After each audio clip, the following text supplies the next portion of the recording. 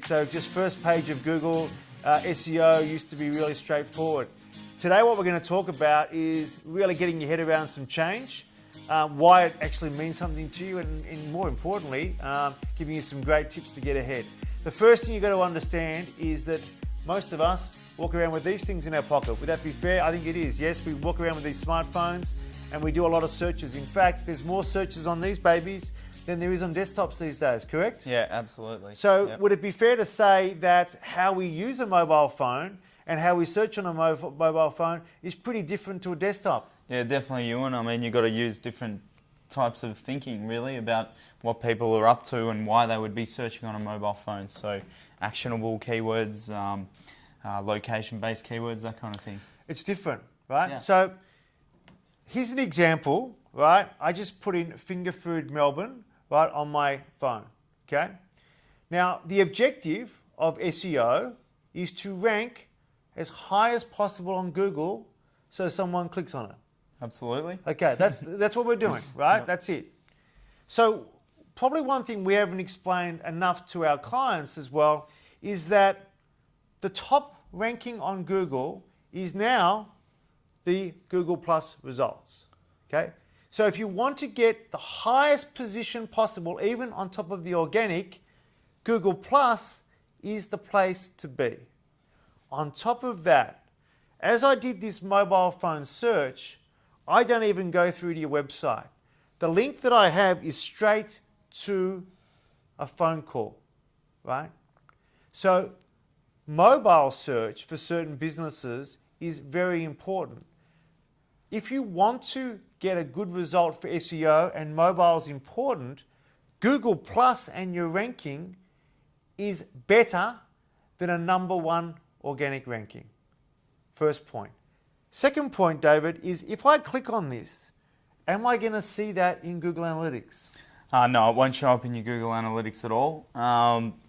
The Maps listings or Google Plus has its own reporting dashboard, which shows activity on your listing, and it also shows engagement on your phone number and the times. So that it's actually better because it's almost like business reporting. We can tell businesses what times of the day their phones are ringing, how interested people are in their address and finding directions to their office, and also how engaged they are in photographs and things like that about their business. So I'll tell you how crazy this is. Yep. A location business, mobile, probably accommodation. Yep. Right, you're looking for accommodation. Maybe a local business, catering. What we've seen is there's been some examples where we've sent out a Google Analytics report that's been massively down. I'm talking 25, 30% down. That's what the normal analytics shows. If you jumped into the Google Plus results, which is all mobile, phone calls, historically up, record numbers up. So your reports could be showing you massively down, but you could be massively up. This is amazing in terms of SEO strategy. On top of that, how I search on a mobile phone is completely different to desktop. Yeah. Completely different. Yeah. I use short words. I use things like near me. So unless you've got your head around the fact of what you're targeting mobile, your strategy for mobile SEO is completely different to desktop. Yep. Completely different. Yep. Right? If you're trying to apply this old school desktop to mobile, you've missed the game. You've missed the game because one, you want to be here, and your keyword selection is completely different, right? On top of that, Google has its own mobile algorithm, so they've got their own mobile search results. So the ranking factors are also completely different. So before you sort of go to your keyword report and think I'm doing on-page and links and whatever those marvelous things are, the first thing you need to do is work out how important is mobile to my business, and am I going to measure that differently? And I'll tell you what, Google Plus is not about me posting on Google Plus.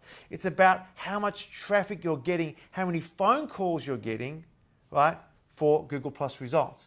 On top of that, the results that you see for Google Plus are impossible to work out because basically on your phone, you might be in Hawthorne today, you might be the other side of Melbourne. So if I'm on the other side of Melbourne and I do a search for catering Melbourne or finger food catering Melbourne, the results that I get in the other part of Melbourne are completely different to the results that I get in Hawthorn. It's all about your SEO plan needs to fit into what your business strategy is. So I get customers from Hawthorn. My listing needs to be in Hawthorn. How do I best operate that rather than I need to be number one in Melbourne for whatever it is. Now, another really good example here. We're going to go to the screen. Desktop. When I did a desktop search for finger food Melbourne, the results that are displaying here are completely different to the results that I had on the mobile phone, right? So what that's telling you is for this particular business, our desktop strategy needs to be different. Interestingly, for this particular business, and not surprisingly, for the corporate side of the business, most of the traffic is coming from desktop. For people that are trying to organise events, for personal events and parties, most of the traffic is coming from mobile phones. So isn't that interesting in terms of how you've got to change up the strategy, right?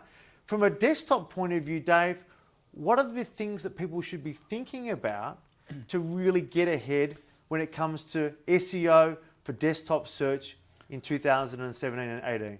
Yeah, so my opinion is, your desktop strategy has to be completely different. So people are more likely to be browsing. They're more likely to want further information.